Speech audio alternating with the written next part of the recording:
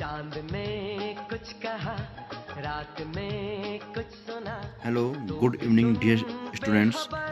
Exercise 1.3 exercise 1.3 से हमने question number 1, question number 2 और बहुत इंपॉर्टेंट क्वेश्चन नंबर 3 भी हमने किया था। हम आज क्वेश्चन नंबर 4 को समझेंगे। क्वेश्चन नंबर 3 आप समझ चुके हैं, उसी से मिलता जुलता क्वेश्चन नंबर 4 है। क्वेश्चन नंबर 4 लिखा हुआ है यहाँ पे 0.9999 डैट डैट डैट को पी बटे क्यू के रूप में व्यक्त कीजिए। यहाँ पे 0.999 को पी बटे क्यू रूप में व्यक्त कीजिए। क्या आप अपने उत्तर से आश्चर्यचकित हैं? अब यहाँ पर देखिए जरा, 0.999 लिखा हुआ है, जीरो के बाद पॉइंट के बाद 99 संख्या की आवर्ती बार बार हो रही है, पुनरावृत्ति बार बार हो रही है। ये अशांत आवर्ती है, यानी कि अशांत आवर्ती उसको बोलते हैं जिसमें दशमलव संख्याओं के बाद कोई संख्या या कोई संख्याओं का समूह बार बार आता है और ये प्रमेय संख्याएं होती हैं। तो इसने कहा कि जो है इसको पी बटे क्यू के रूप में क्या कीजिए, व्यक्त कीजिए। तो क्वेश्चन नंबर 4 को उसने अब ये कहा है कि जो है 0.9999 को भिन्न पी बटे क्यू के रूप में व्यक्त कीजिए। क्या आप अपने उत्तर से आश्चर्यचकित हैं? तो पहले इसको हम हल करेंगे, देखेंगे कि लिखा हुआ है। इसको ये प्रश्न नंबर 4 का हल है। ये मैंने जो आपको परसों प्रश्न नंबर 3 करवाया था, सेम वही प्रश्न है ये। माना 0.9999 डायरेक्ट समीकरण नंबर क्या बन गया, ये 1। हम जानते हैं 0.999 में होता है 0.9 बार, तो ये 9 बार वाला प्रश्न है। तो इसमें 9 पर बार लगा हुआ है, तो हमने इसको लिख दिया x बराबर 0.999। समीकरण नंबर क्या बन गया, ये 1 बन गया। चूँकि मैंने आपको ये कहा था कि यहाँ पर हम करेंगे दोनों पक्षों में 10 से गुणा करने पर। यहाँ पे आप देख रहे होंगे दशमलव के बाद सिर्फ एक संख्या, ये नहीं कि आप कह रहे हैं 4 संख्याएं, सिर्फ एक संख्याओं का समूह है। इसमें ये नहीं देखना है कि जो है दशमलव के बाद कितनी संख्याएं हैं। ये देखना है कि दशमलव के बाद कितनी संख्याओं का समूह है। तो यहाँ पर केवल एक ही संख्या की पुनरावृत्ति हो रही है, वो संख्या है 9। चूंकि एक संख्या की पुनरावृत्ति हो रही है, हम लिखेंगे दोनों पक्षों में 10 से गुणा करने पर। हम यहाँ पर दोनों पक्षों में 10 से गुणा करेंगे, तो लिखेंगे दोनों पक्षों में 10 से गुणा करने पर। तो x को 10 से गुणा कीजिए, बाएं पक्ष 10x हो जाएगा, बराबर यहाँ पर 10 से गुणा करेंगे। चूंकि यहाँ पर दशमलव का या दशमलव बिंदु है, 10 में एक शून्य होती है, दशमलव एक स्थान यहाँ से जो है यहाँ जाएगा, तो यहाँ आएगा 9.9999 क्या बन जाएगा, ये 2। जो हमने इससे पहले क्या था वही है ये। समीकरण 2 से समीकरण 1 को घटाने पर हमें लिखेंगे समीकरण 2 से समीकरण 1 घटाने पर, समीकरण 2 से समीकरण 1 घटाने पर लिखिए। समीकरण जो 2 है वो है 10x equal to 9.9999 dot dot dot. जो समीकरण 1 है वो है x इक्वल टू 0.9999, यानी कि आप डॉट डॉट डॉट। अब देखिए हमने इसको यहाँ खींच दिया है, ये चूँकि घटाना है तो यहाँ माइनस कर दीजिए, 10 से 1 घटाइए, 9x इक्वल टू 9.0। तो यहाँ पर पॉइंट के बाद 9 से 9 गया, 0 आ गया, 9 से 0 गया, 9 बचेगा। या x इक्वल टू 9.0 में क्या होता है, 9 ही होता है, 9/9। ये 9 यहाँ गया, तो 9/9 इक्वल टू कड़ी कितना बच गया, 1। तो यहाँ पर उत्तर आश्चर्य इसलिए कह रहा है वो, इसका आंसर आ रहा है 1। और 1 भी क्या होती है, प्रमेय संख्या होती है अंत में। अतः जो क्वेश्चन था 0.999 इक्वल टू 1, तो इसमें जो आंसर आ रहा है वो 1 आ रहा है। 1 एक क्या है, पूर्णांक है। तो हमने क्वेश्चन नंबर 4 का आंसर लिख दिया है। आप इसको फिर कॉपी में जरूर करें। क्वेश्चन नंबर 5 को देखिए, 1/17 के दशमलव प्रसार में अंकों के पुनरावर्ती खंड में अंकों की अधिकतम संख्या क्या हो सकती है। अपने उत्तर की जांच करने के लिए विभाजन प्रक्रिया कीजिए में से भाग कीजिए। आपको जांच करना है भाग करके, भाग करना कैसे करना है वो हमने आपको समझा रखा है। तो यहाँ पर प्रश्न ये लिखा हुआ है, इसको समझिए। पहले प्रश्न नंबर 5 लिखा हुआ है 1/17 के दशमलव प्रसार में अंकों के पुनरावृत्ति खंड में अंकों की अधिकतम संख्या क्या हो सकती है। वो कह रहा है कि जो है हम जब 17 का भाग 1 में करेंगे, 1/17 मिस होता है, 17 का भाग किस में करना है, 1 में करना है, जो हम भाग कर रहे थे अब तक। या तो ये शांत होगा या अशांत आवर्ती होगा। तो यहाँ पर हम भाग करेंगे, तो इसने कहा कि जो है 1/17 के दशमलव प्रसार में अंकों के पुनरावर्ती खंड में अंकों की अधिकतम संख्या क्या हो सकती है। वो कह रहा है कि जो है यदि हम 1 में 17 का भाग करते हैं तो दशमलव के बाद कितने अंकों का समूह बन सकता है। दशमलव के बाद कितने अंकों का समूह बन सकता है। या तो दशमलव का 1 अंक आएगा, या 2 आएंगे, या 3 अंकों का समूह, या 4 अंकों का समूह, 5 अंकों का समूह। कितने अंकों का समूह दशमलव की संख्याओं के बाद बन सकता है। तो मैं आपको इसके बारे में बता दूं कि हम जब कोई भिन्न लिखते हैं, किस भिन्न को हम भाग करते हैं, जो उसके हर में लिखा होता है 17, यहाँ पर क्या लिखा हुआ है 17 है।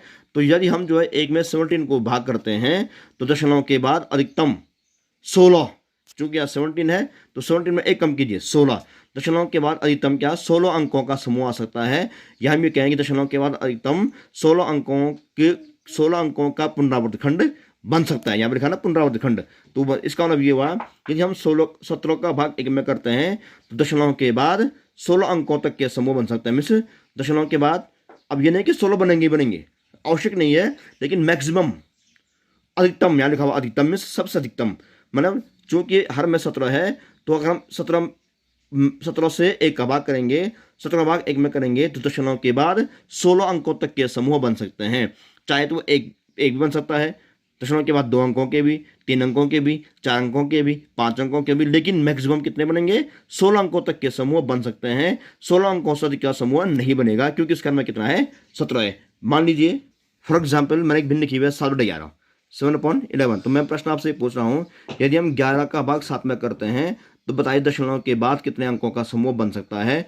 चूंकि यहाँ पर हर में कितना लिखा हुआ है 11 लिखा हुआ है, तो दशमलव के बाद 11 में कम करो 10 अंकों तक का समूह बन सकता है। मैंने आपको ये कहा कि जरूरी नहीं 10 अंक ही बनेगा, लेकिन मैक्सिमम 10 अंक तक का समूह बन सकता है दशमलव के बाद, लेकिन 10 से अधिक अंकों का समूह नहीं बनेगा क्योंकि यहाँ पर हर में कितना है 11 है। तो जो भी कोई भिन्न लिखी होगी अशांतावर्ती वाली, उस खैर में जो संख्या लिखी होगी उससे 1 कम करने पर जो संख्या आती है उतने अंकों तक का समूह दशमलव के बाद बन सकता है। अब चूंकि क्वेश्चन नंबर 5 में है 1/17 है, तो हम भाग करेंगे 17 का भाग जब 1 में करेंगे तो दशमलव के बाद कितने अंकों तक का 16 अंकों तक का समूह बन सकता है। तो आप ये लिखेंगे इसका उत्तर 1/17 के दशमलव प्रसार में अंकों के पूर्णखंड में अंकों की क्रम संख्या 16 हो सकती है। अब यहाँ पर अपने उत्तर की जांच कीजिए, तो आपको इसकी जांच करनी है वास्तव में ऐसा कि नहीं है, तो यानी कि आपको क्या करना है 17 का भाग करना है किसमें 1 में करना है, या आप भाग खुद करेंगे, देखेंगे कि वास्तव में कि दशमलव के बाद 16 अंकों तक का समूह बन रहा है कि नहीं। तो आप यहाँ पे भाग खुद कर करके इसका उत्तर फेयर कॉपी में लिख दें। प्रश्न नंबर 6 क्वेश्चन है, इसको आप समझिए। प्रश्न नंबर 6 को आप समझिए, इसको आप फिर कॉपी में नहीं भी करेंगे तो कोई बात, इसको फिर कॉपी में करने की आवश्यकता नहीं है। इसको केवल समझिए कि P/Q जहाँ पर Q बराबर नहीं है 0 के, तो प्रश्न ये है कि P/Q के रूप में प्रमेय संख्याओं के अनेक उदाहरण दीजिए। इसने ये कहा प्रश्न नंबर 6 में समझिए P/Q के रूप में प्रमेय संख्याओं के अनेक उदाहरण लीजिए जहाँ P और Q पूर्णांक है जिनका एक के अतिरिक्त अन्य कोई उभयनिष्ठ गुणनखंड नहीं है और जिनका 7 दशमलव प्रसार है। क्या आप यह अनुमान लगा सकते हैं कि Q को कौन सा गुण अवश्य संतुष्ट करना चाहिए। इसको समझिए जरा। प्रश्न ये है कि P/Q के रूप में प्रमेय संख्याओं के अनेक उदाहरण दीजिए जहाँ P और Q पूर्णांक है जिनका एक के अतिरिक्त अन्य कोई उभयनिष्ठ गुणनखंड नहीं है। मतलब P/Q में से ऐसे भिन्न आपको ढूंढनी है कि जहाँ पर क्या है P और Q में से P अंश में है Q हर में है, तो P/Q एक ऐसी प्रमेय संख्या आपको ढूंढनी है। बहुत सारी प्रमेय संख्याएं ऐसी हैं, लेकिन आपको P/Q एक ऐसी प्रमेय संख्या ढूंढनी है जहाँ पर P और Q में से अंश और हर में एक के अतिरिक्त कोई गुणनखंड उभयनिष्ठ नहीं है। जैसे मान लीजिए मैंने अब एक भिन्न लिखी हुई है 7/8, एक प्रमेय संख्या लिखी हुई है, बहुत संख्याएं प्रमेय संख्याएं ऐसी हैं, लेकिन जो प्रश्न उसने कहा ऐसे कहा कि एक भिन्न P/Q ऐसे लिखिए, P मीन्स ऊपर अंश में 7, Q मीन्स नीचे हर में क्या है 8 है, P/Q तो 7/8। तो एक भिन्न P/Q ऐसे लिखिए कि जिनमें P और Q यानी कि अंश और हर में एक के अतिरिक्त कोई अन्य गुणनखंड सर्वनिष्ठ नहीं है। तो अब जब देखेंगे इसमें देखिए 7 के गुणनखंड यहाँ पर अंश में लिखा हुआ है 7, हर में लिखा हुआ है क्या 8। 7 गुणनखंड क्या होते हैं 1 और क्या 7, यानी कि 7 में 1 का भाग जाएगा और 7 का ही भाग जाएगा। 8 के गुणनखंड क्या है 1 है, 2 है, 4 है और क्या 8 है, यानी कि 1 का भाग 8 में जा रहा है, 2 का भी भाग 8 में जा रहा है, 4 का भाग भी जा रहा है और 8 का भाग भी जा रहा है। अब 7 के गुणनखंड 1 और 7 हैं, 8 के 1, 2, 4 और 8 हैं। इनमें छांटिए क्या सारनिष्ठ गुणनखंड, क्या छांटिए सारनिष्ठ क्या गुणनखंड छांटिए।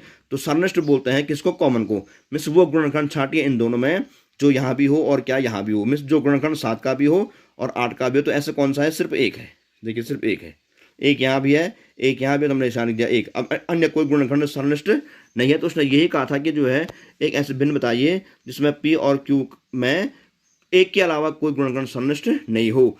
ऐसे अन्य संख्याएं हो सकती है। मान लीजिए हमने कहा कि जो है 11/4, तो यहाँ आप देखेंगे तो 11 और 4 में गुणनखंड क्या आएगा सिर्फ एक ही आएगा। लेकिन शब्द ये भी थी कि जिनका एक के अतिरिक्त कोई अन्य कोई उभयनिष्ठ गुणनखंड नहीं है और जिनका शांत दशमलव निरूपण है। अब ये भी ध्यान रहे कि जो भिन्न आप देखेंगे उनमें क्या होना चाहिए शांत होना चाहिए। मीन्स अगर 8 का भाग 7 में करेंगे तो शांत आना चाहिए। अब चेक करने के लिए 8 का भाग आप 7 में कीजिए, मान लीजिए 7 में भाग नहीं जाया, यहाँ लगाया आपने डेसिमल, यहाँ लगाया आपने 0, 8 8 64, यह गया 6, यहाँ लगाया क्या 0, 8 7 56, यहाँ 4, यहाँ लिखा 0, 8 5 40, खत्म। देखिए शांत है क्योंकि भाग पूरा गया, शेष क्या आ चुका है 0 आ चुका है, शेष 0 आ गया है, यानी कि भाग पूरा पूरा जा रहा है, यानी ये क्या है शांत है। तो उसने कहा था कि ऐसे भिन्न बताइए, ऐसे भिन्नों के उदाहरण लिखिए, ऐसे भिन्न पी बड़ क्यू के उदाहरण लिखिए जिनमें पी और क्यू में एक के अतिरिक्त कोई गुणनखंड सार्वनिष्ठ न हो या उभयनिष्ठ न हो और जो क्या हो शांत भी हो। तो हमने ऐसा एग्जाम्पल लिख दिए हैं, ऐसे एग्जाम्पल आप कई लिख सकते हैं। मैं कुछ एग्जाम्पल लिख रहा हूँ, जैसे ये कुछ भिन्न मैंने लिखी हुई है यहाँ पे, तो ये सारे ऐसे भिन्न हैं जिनमें पी और क्यू में एक के अलावा कोई गुणनखंड सार्वनिष्ठ नहीं है और जो क्या है शांत हैं। तो आप 4 का भाग 1 में कीजिए शांत है, 8 का भाग 3 में कीजिए शांत है, इनका भाग कीजिए वो सारी की सारी क्या है शांत हैं। तो वो कह रहा है कि जो है आप इनमें वो एक इस प्रश्न में ये कहना चाह रहा है कि क्या आप यह अनुमान लगा सकते हैं कि क्यू को कौन सा गुण अवश्य संतुष्ट करना चाहिए। क्यू मीन्स हर, क्यू को कौन सा गुण अवश्य संतुष्ट करना चाहिए, मीन्स हर में क्या गुण ऐसा होना चाहिए जो संतुष्ट करे।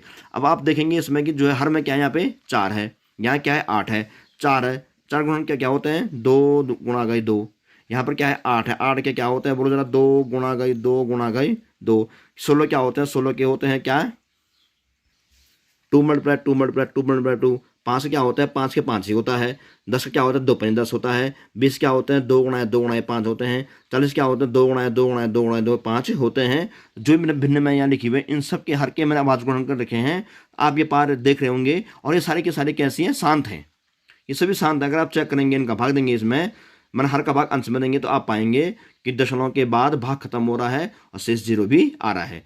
तो ये सारे शांत हैं। तो आप इनको गौर कीजिए, जो मैंने हर लिखे हुए सारे सबके हर, ये 4 है, ये 8 है, ये 16 है, ये 5 है, ये 10 है, ये 20 है, ये 40 है, 32 है, मैंने सब यहाँ लिख दिए हैं ये।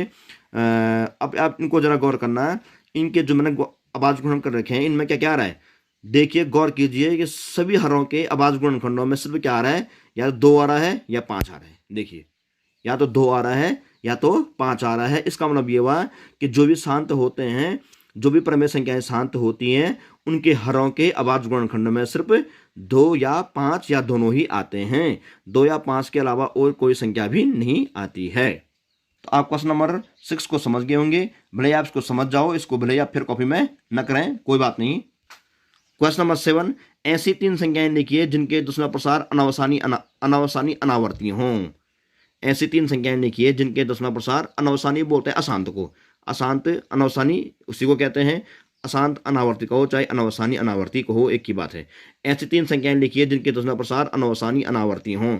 तो आप ये देखिए, मैंने आपको कहा था कि दशमलव संख्याएं 3 प्रकार की होती हैं, शांत, अशांत आवर्ती और अशांत अनावर्ती। शांत, अनवसानी आवर्ती, अनवसानी अनावर्ती। इनमें से शांत और अशांत आवर्ती दोनों क्या होती है, प्रमेय होती हैं, जबकि अशांत अनावर्ती जो यहाँ लिखा हुआ है अनवसानी अनावर्ती क्या होती है, अप्रमेय संख्या होती है।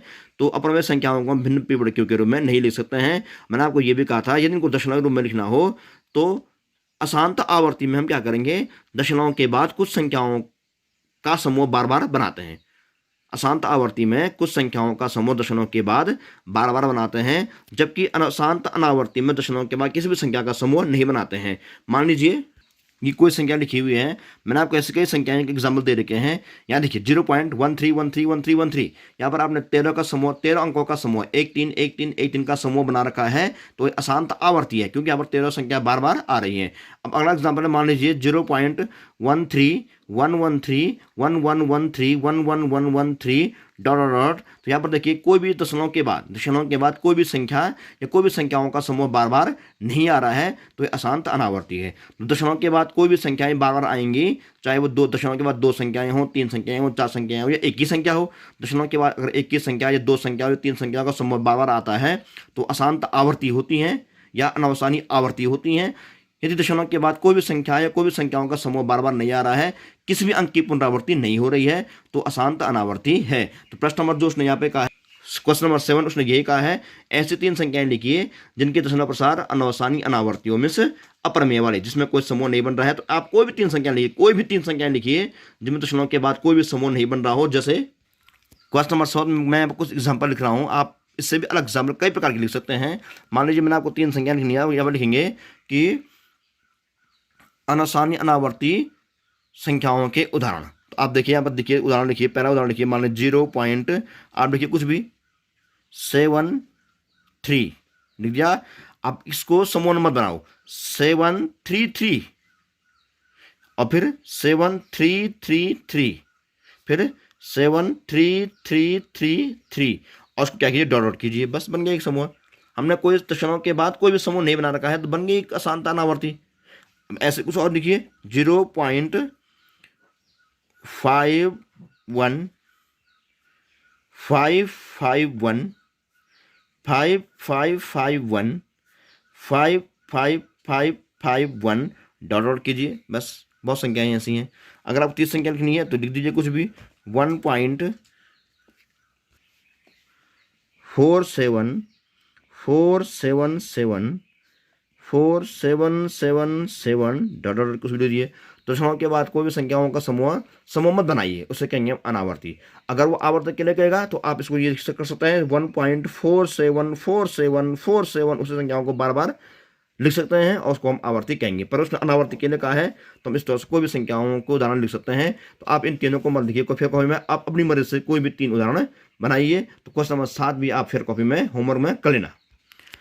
अगला क्वेश्चन है 8वां, प्रमेय संख्याओं 5/7 और 9/11 के बीच 3 अलग अलग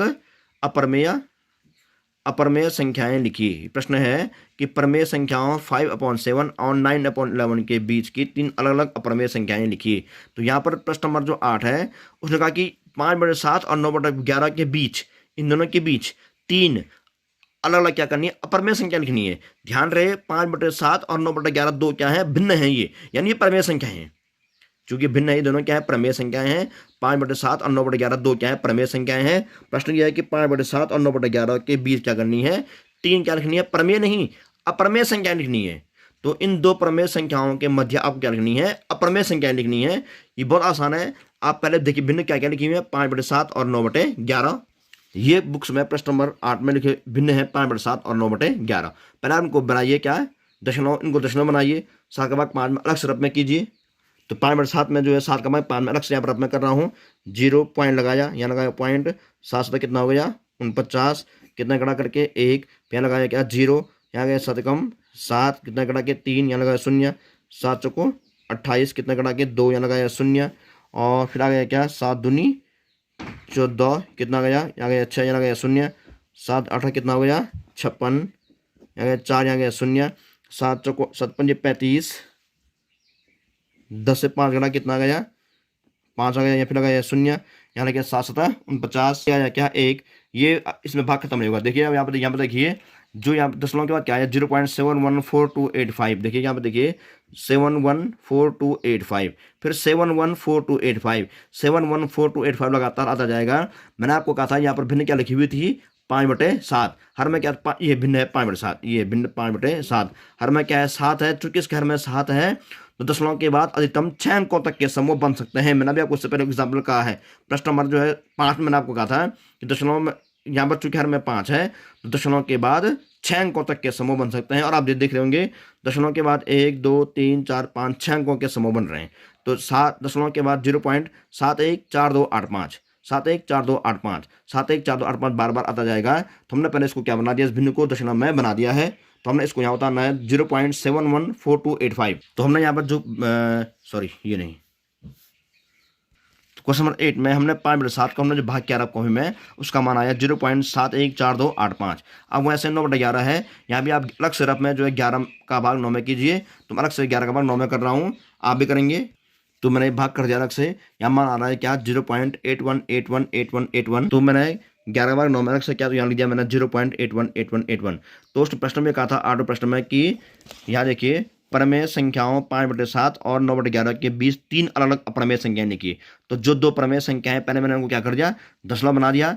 अब इनके बीच क्या करनी है 3 अलग अलग अप्रमेय संख्या लिखनी है। और आप जानते हैं अप्रमेय संख्याओं में हम कैसे लिखते हैं, हम दशमलव के बाद कोई भी संख्या का समूह नहीं बनाते हैं, उसे अप्रमेय संख्याएं कहते हैं। तो ये देखिए, तो इनको दशमलव बनाने के बाद लिखेंगे अतः 5/7 और 9/11 के बीच 3 अप्रमेय है 3 अप्रमेय संख्याएं निम्नलिखित हैं कौन कौन से होंगे। अब देखिए पहला ये है, तो अपर में ये क्या है लिखा हुआ 0.71 है, मान लीजिए 71 है, ये क्या है 81 है। तो आप देखिए कि 71 और 81 के बीच बहुत संख्याएं ऐसी हैं, बहुत संख्याएं हैं, आप उन्हें क्या कीजिए अशांत आवर्ती में लिखिए, अनावर्ती सॉरी, चूंकि अप्रमेय संख्या है उन्हें अशांत अनावर्ती में लिखिए। तो देखेंगे आप पहले संख्या 0. ये क्या 71 है, आप देखिए 72, ये देखिए यहाँ इसके बाद क्या 72, 7 फिर देखिए फिर 7 डैश कर दिए, एक तो आ गया। दूसरी लिखिए आप 0.72 है, अब लिखिए 73 लीजिए, 7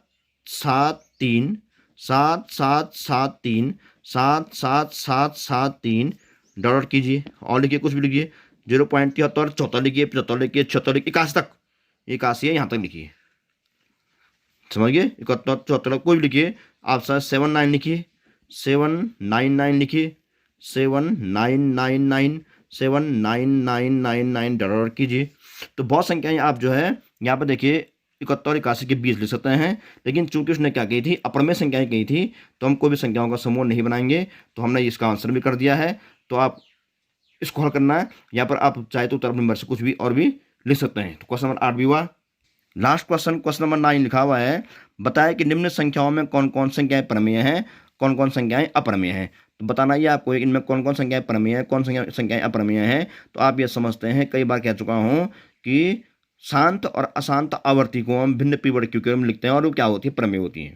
तो जिनके दशमलव प्रसार शांत होते हैं और अशांत आवर्ती होते हैं वो क्या होती है प्रमेय संख्याएं होती हैं, और जो अशांत अनावर्ती होती हैं वो क्या होती है अप्रमेय संख्याएं होती हैं। तो इनमें देखिए कौन कौन सी हैं। पहला है वर्गमूल 23 या प्रमेय संख्या, मैंने आपको कहा था जिसके बार वर्गमूल का चिन्ह लगा हो परंतु वो संख्या पूर्ण वर्ग न हो तो वह अप्रमेय में वो संख्या हम अप्रमेय संख्या कहते हैं। जैसे मैंने समझा था आपको कुछ दिन पहले, जो संख्याएं हैं जो संख्याएं पूर्ण वर्ग हैं, जो संख्याएं क्या परफेक्ट स्क्वायर हैं, वो संख्याएं क्या कहलाती हैं प्रमेय। तो इनमें हम सबको क्या कहेंगे प्रमेय संख्याएं कहेंगे, प्रमेय।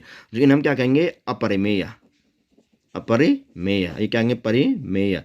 तो मैंने आपको ये कहा था जैसे 4 का वर्गमूल क्या होता है 2, 9 का वर्गमूल क्या होता है 3, 16 का क्या होता है वर्गमूल 4, 25 का वर्गमूल क्या होता है 5, 36 का 6, ऐसे कई संख्याएं ऐसी हैं। तो जो संख्याएं पूर्ण वर्ग हैं यानी कि जिन संख्याओं के वर्गमूल क्या होते हैं कोई पूर्ण संख्याएं होती हैं उन्हें हम प्रमेय संख्याएं कहते हैं। अब जिनके वर्गमूल कोई पूर्ण संख्याएं होती नहीं है यानी कि जो संख्याएं पूर्ण वर्ग नहीं है, यानी कि जो संख्याएं परफेक्ट स्क्वायर नहीं है, वो क्या कहलाती है प्रमेय संख्याएं कहलाती है। जैसे 2 का वर्गमूल क्या होता है कुछ नहीं, 3 का वर्गमूल क्या होता है कोई पूर्ण संख्या है ही नहीं, 5 का वर्गमूल क्या होता है 5 कोई पूर्ण वर्ग है ही नहीं, 7 कोई पूर्ण वर्ग है ही नहीं, 10 पूर्ण वर्ग है ही नहीं, 11 पूर्ण वर्ग है ही नहीं, 12 पूर्ण वर्ग है ही नहीं। ऐसी बहुत संख्याएं ऐसी हैं जो संख्या पूर्ण वर्ग नहीं है तो हम क्या कहते हैं अप्रमेय संख्याएं कहते हैं। वर्गमूल में क्या होता है जो संख्याएं पूर्ण वर्ग हैं वो प्रमेय होती हैं, जो संख्याएं पूर्ण वर्ग नहीं है वो अप्रमेय संख्याएं होती हैं। तो इसी में क्वेश्चन नंबर जो अंतिम है 9वां, कौन सी प्रमेय है कौन सी अप्रमेय है, अप्रमेय छाड़नी आपको इनमें से। तो पहला प्रश्न क्या है अप्रमेय है, जो इसमें लिखेंगे वर्गमूल 23, आगे उसको तो कोष्टक में अप्रमेय संख्या। अब दूसरा है जैसे वर्गमूल 225, तो आप जानते हैं कि 225 संख्या क्या है अपने में पूर्ण वर्ग है, क्योंकि 225 का वर्गमूल क्या कितना होता है 15, 225 का स्क्वायर रूट क्या होता है 15 होता है। तो ये भी क्या है एक प्रमेय संख्या है या प्रमेय नहीं। आप इसमें क्या लिखेंगे वर्गमूल 225 कोष्टक में आगे से प्रमेय संख्या। अब इसके बाद जो संख्या है वो लिखी हुई है 0.3796, 0.3796 जो संख्या लिखी हुई है ये क्या संख्या है शांत, जो शांत होती है वो भी क्या होती है प्रमेय संख्याएं होती है, ये भी क्या है प्रमेय संख्या।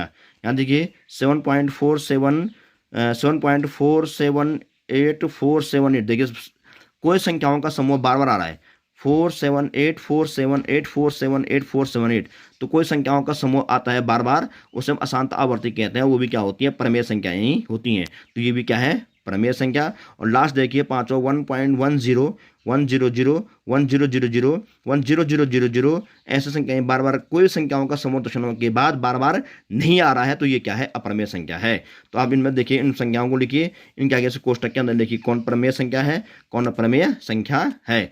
तो आपने यहाँ पर हमने इस प्रश्नावली को खत्म कर दिया है। तो आपके लिए आज का कार्य जो है वो क्वेश्चन नंबर मैंने कहाँ से कहा था आपको 4 से कहा था, प्रश्न नंबर 4 कर लीजिए, प्रश्न नंबर 5 भी कर लीजिए, फिर कॉपी में 6 को आप समझिए, भले इसको छोड़ दीजिए कोई बात नहीं, प्रश्न नंबर 7 को फिर कॉपी में कीजिए, 8 भी कीजिए और क्या 9 भी कीजिए। तो मैं इस प्रश्नावली को यहाँ पर आप खत्म कर चुके हैं हम। तो आपको होमवर्क के रूप में ये सारे क्वेश्चन जो मैंने आपको समझाए हैं क्वेश्चन नंबर 9 तक इनको खत्म करना है और इनको आवश्यक रूप से चेक भी करवाना है। अगली प्रश्नावली के लिए बाद में मुलाकात होगी। तब तक के लिए गुड बाय।